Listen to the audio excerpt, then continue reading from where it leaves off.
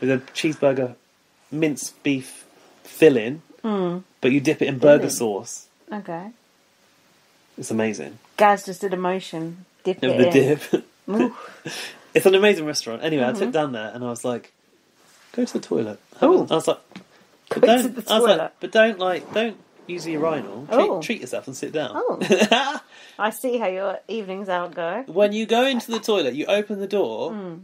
It opens the lid for you automatically. Oh, I've seen that before. Yeah, that's good. And it has like self-cleaning properties. Oh. The toilet seat, you know, like when you go to a public toilet, you're like, ooh, I'm not going to sit on that without Especially wiping these it down. days, isn't it? I don't know how it does it, but that toilet seat is pristine. It's gleaming. Oh. It's basically like, it might as well say, come in, have a seat. Like, you sit on the toilet seat and it's heated. Oh, I don't like that. It's warm. No, I don't like Anyway, it. sit there I for don't a like a while. heated car seat either, but it makes me feel like I've wet myself. It does. My mum's like, oh, do you want me to put this heated car seat? I'm like, no. Dan told me this week that we do not have the ability as humans to feel something that's wet.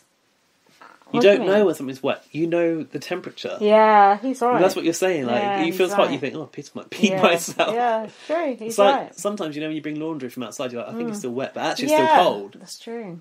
That's confusing. We don't have the ability. We're not advanced enough yet to feel the wetness. We only know it from context that something's wet. Oh my god. Okay, so what else happened in the toilet? Anyway, it's got a load of buttons on the side. Like, sit down. I'd be terrified. I'm like, fuck, I'm going to get sucked down this motherfucker. Basically, the first experience of Japanese toilet when I went to Japan with my dad, and my dad used it. We stayed in his hotel, and it had this... I didn't know you went to Japan with your dad. Yeah, we went years ago when I was... Just after I lost my mum, basically, like, when I was like 18. My dad used the toilet, and he was like, that's amazing. It's like, somehow... TripAdvisor. When you're done... Toilets are great. When you're done, right, because you press the button or whatever, this little thing comes out from the back of the toilet. Oh, no. And is it a brush or a spout? What is it? It's like a little hose thing. Oh, fuck that. And it basically shoots the water right at your bum hole. I don't want that at my bum hole. I don't want it. I don't want it. Is it nice? I don't know how the aim is so accurate. I think it's controlled by camera. I think this is Does it like prise your butt cheeks? I think there's a central control room where someone is like remote controlling the thing. Like, there's the butthole.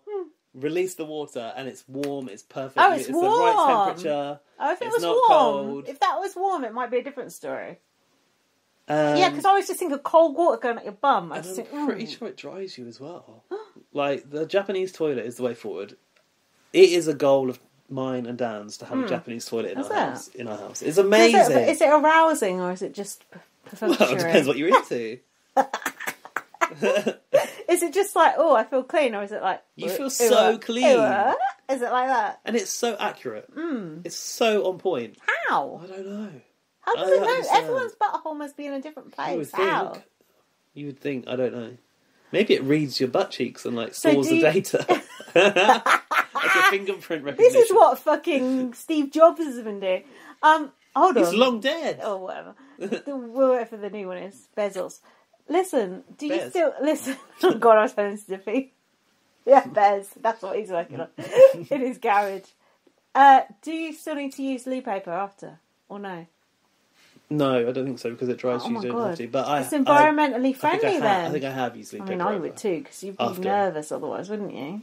No one wants those skid marks later. But honestly, if you're in London, go to Itchy Buns.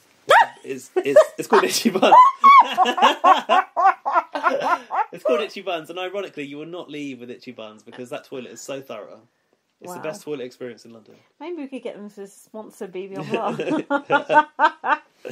Okay, well, that's good to know.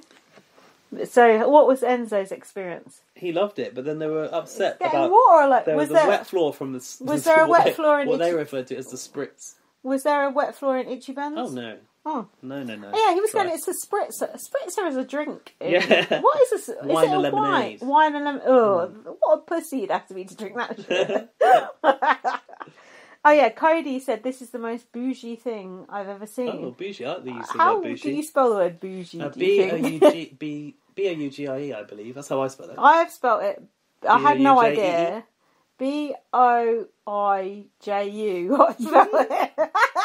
I had no clue. J-U. Bougie. Bougie. The only I ever heard that word is on Queer Eye for the straight guy. We love it. The gays love it. It's not even called Queer Eye for the straight guy anymore. That's how much I'm showing my age. Fucking hell. Okay.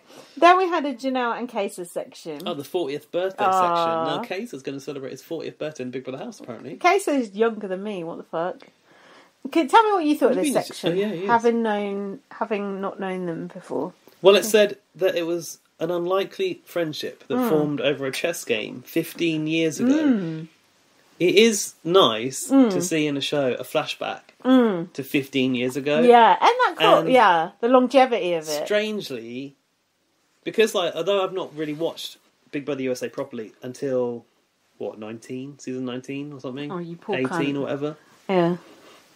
But as a Big Brother fan, when I was a kid, I had a hunger for knowing what was going on in Big Brother around the world. Yeah. So I did used to try and find stuff, but you couldn't really find stuff like you can now. Couldn't really find episodes. And I always just used to think, the American Big Brother house looks so weird. It looks like our actual house. It looks really small. And then in those clips that they showed of them back in the past, it was that kind of Big Brother house. And it looks different now. So even to me, it was kind of nostalgic. Yeah. Because I used to download the theme tune, and I knew what the USA theme tune was. And on my computer, I had the Australia theme tune, and the UK theme tune, and the US theme tune, because that's sort of how much of a dork I was about Big Brother. And I knew what Julie Chen was, but I didn't really know. I knew what she was. I knew that was a thing, and I knew US Big Brother was a thing, but it didn't look like our Big Brother. It looked like a small house. So even I felt nostalgic watching the clips of Janelle and Kaysar's friendship develop. I'm watching BB7 at the moment, All Stars. The house. Did you see my tweet about the house? No. The furnishings. Twee, are they? A bit twee? Not twee.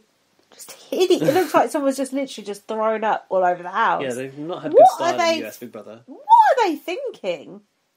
It's funny because... No, but if you look back at our Big Brother, our house always was well dressed and it had a certain look. Yeah. Each house has a look. Yeah. But America's always been a bit... It's just a jumble. Yeah. And it's still a jumble now. It's like they did it out of TK Maxx. Yeah, it's just that'll do, whatever. So then, Janelle said, who would have thought you'd spend your 40th here with me in the Big Brother house?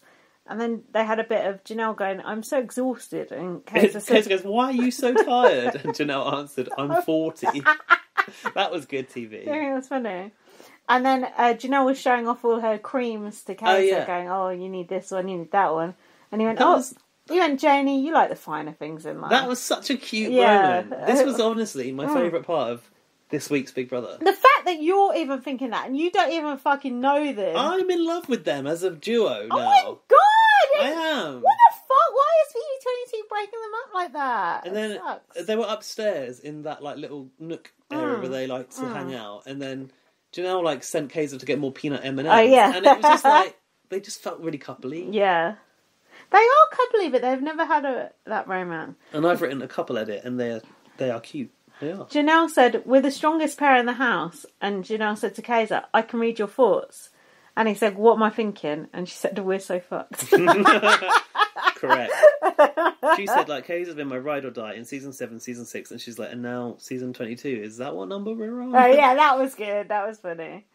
But the edit told you they were fucked, didn't it? Yeah. They said in the next episode, I think, we were fucked from the moment we walked through these doors together. It's almost like weakness in strength, isn't it, in a way? It's like, game-wise, you're fucked, but fan-wise, you are on the Mount Rushmore. Yeah. You will never be... The big head. Yeah, you are. Do you know what? They should carve the big heads into the outside of the Big Brother house, shouldn't they? They should do. So then... imagine they did an All-Stars where it was fan favourites and it was a public vote. Yeah. That I'd like to see. In BB7, they did a vote, because it was All-Stars, they did a vote of who they wanted to go back in. All right. And then that's why there was such a lot of good people in there. But there's already some bad shit occurring. But already in BB7 that I'm watching with Jack, Kaysar is fucking up the game, really, by going, no, we'll just sit back, we'll do this. And Janelle's like, no, we need to do this. It's just the same thing over and over again. It's their second season. In the first season, that was when Kaysar got evicted, voted back in by 82%, and then it was endurance. He had to keep his finger on that button And this person said, why don't you just let go of that button? 12 hours he'd held on to that button. And he went, yeah, all right. Oh. And then let go. It's just like the same shit again and again. It makes me think people just don't change. No. They get older, but they don't change. Anyway, so then we've got these other shitty housemates. Six. Tyler said he'll put Connecticut. Canal. Let's just call him that. Canal and said... Did you write canal in your note? No, I just said it by accident because I'm drunk. And then he said to them, I'll say to them, why don't you just say why you're up on the block to them? Like, because they've been talking so much smack. Tyler. Fuck you, Tyler. Know your place. Gaz, can I just say, I nearly called you Jack then.